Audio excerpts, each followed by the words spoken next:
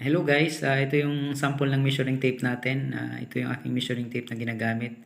Ito ay 5 meters length. At sa hardware, makakapili tayo ng haba. So mayroon kasi itong 3 meters, mayroong 3.5 meters, no? Mayroong 8 meters. At gusto natin ng mas mahaba, mayroon din itong 10 meters.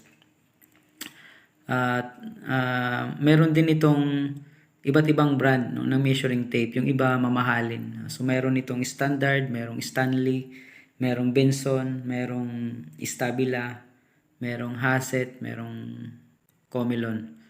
So depende sa gusto natin. Ang parati kong binibili na measuring tape pag bumibili ako ay itong 5 meters. So hindi siya ganun kaiksi, no? Hindi rin siya ganun kahaba. Kung bubuksan natin yung ating tape measure, ito yung ating makikita. So dito sa upper side, ito yung English system ng measurement. So ang mga units dito ay inch, feet, at saka yard. So kung makikita natin dito, yan. 1 inch, 2 inch, 3 inch, 4 inch, 5 inch. Hanggang sa dito. Pagdating dito sa 12 inch, equivalent na siya sa 1 foot. So, every 12 inch, yan, equivalent to 1 foot. So, pagdating siya ng, yan, 2 feet, then 3 feet. So, ito, yung 3 feet. Yung isang yard ay equivalent siya sa 3 feet. So, yun, 1 yard is equal to 3 feet. Ngayon, dito naman sa baba, ito ang metric system of measurement. So, kung makikita nyo po, ito yung mga number na to. Ito ay centimeter. So, 4 centimeter, 5 centimeter, yan, 10 centimeter, 20 centimeter. Kung mapapansin po ninyo, every centimeter, mayroon siyang maliliit na guhit. So, ito, mula dito hanggang dito ay mayroon siyang 10 na guhit. So, kung bibilangin nyo po ito, 1, 2, 3, 4, 5, 6, 7, 8, 9, 10. Itong malilit na guhit na to ay millimeter. So, ibig sabihin, 1 centimeter is equal to 10 millimeter. Yan.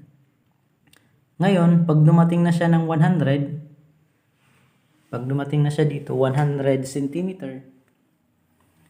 Yan. Pagdating dito ng 100 centimeter, equivalent siya sa 1 meter. Okay, so balikan natin ulit yung ating tape measure. So dito sa taas, kanina na pag-usapan natin na ito ay English system of measurement, tapos dito naman sa baba ay metric system of measurement. So ngayon, pwede tayong mag-convert from English system to metric system or from metric system to English system. So, halimbawa, dito sa 1 inch, itong 1 inch na to, pwede natin i-convert to centimeter. So, ang equivalent niya ay 1 inch is equal to 2.54 centimeter. So, approximately dito yan, no? Malampas dito, 2.54 centimeter. So, pwede natin gamitin conversion factor yan. Yung 1 inch is equal to 2.54 centimeter.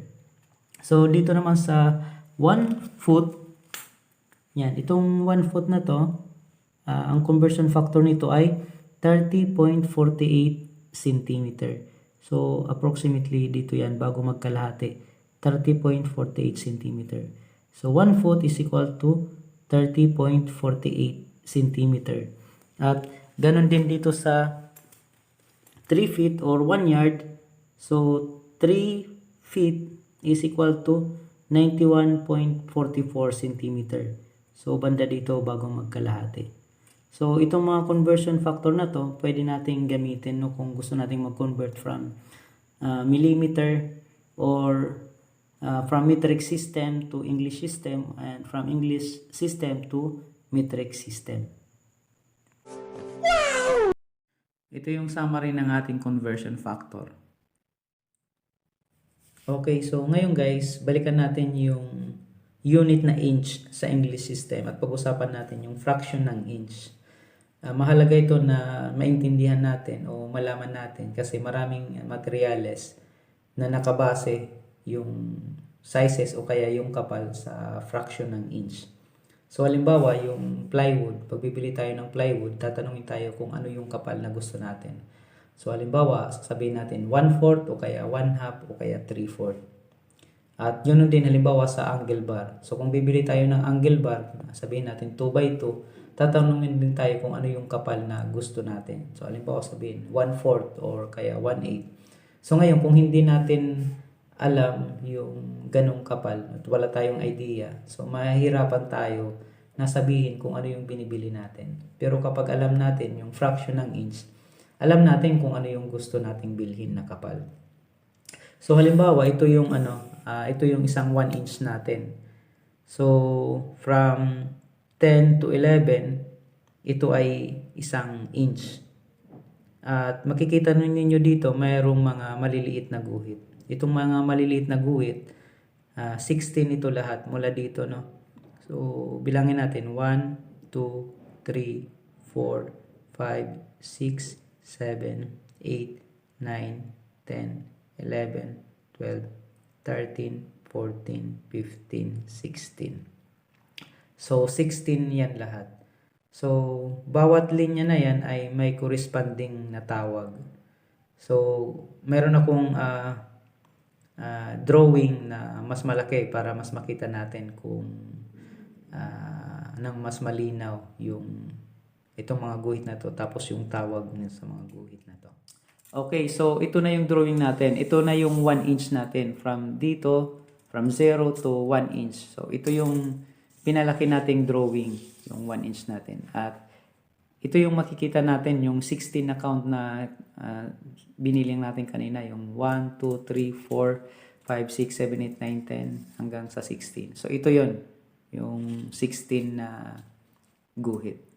At ito yung mga tawag sa bawat guhit na yan. 116, 18, 316, 14, 516, 38, 716, 1/2, 916, 58, 1116, 3/4, 13/16, 7/8, 15/16, at 1 inch.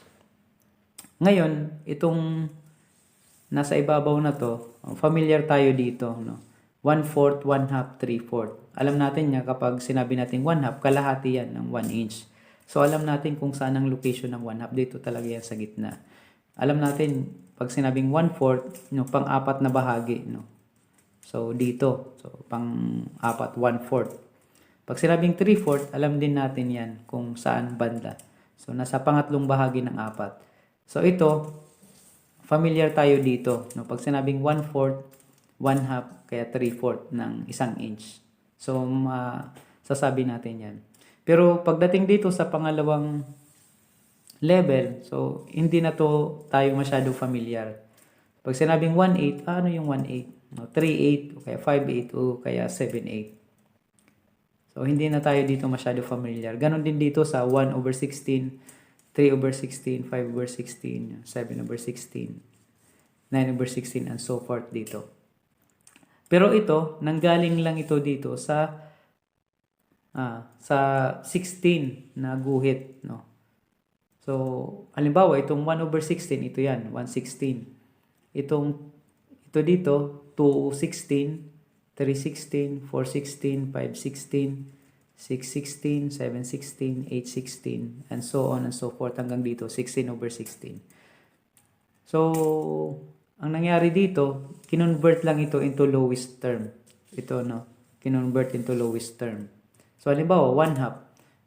Ang 1/2 ay galing siya dito sa 8/16. Pag kinonvert natin ito sa lowest term, ito ay 1/2. So, try natin, no? Sa 8/16, divide natin by 8. 8 divide 8 is 1.